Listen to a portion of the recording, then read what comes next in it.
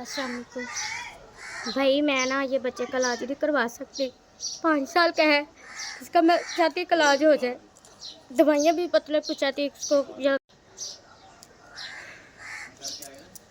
भाई किराए तक साढ़ा घर है तो मजदूरी करते हैं, तो मैं चाहनी हूँ मतलब कि इस बच्चे का इलाज हो जाए जी।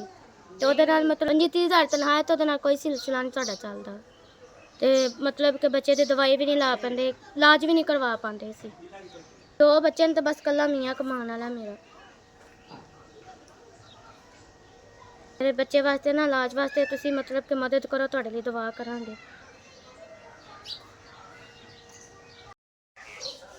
भाई तुहाडा बहुत बहुत शुक्रिया, अल्लाह ताला तुहानू ज़्यादा दे, तुसी मदद की मेरी, खुदा इस तो ज़्यादा तुहानू दे। ताला तुहानू खुश रखे, आबाद रखे, तक तुसी मेरी इन्नी हेल्प की, अल्लाह ताला तुहाडी होर हेल्प करे। अल्लाह तुहानू हमेशा वंडन वाला रखे, अल्लाह तुहानू सेहत तंदुरुस्ती दे।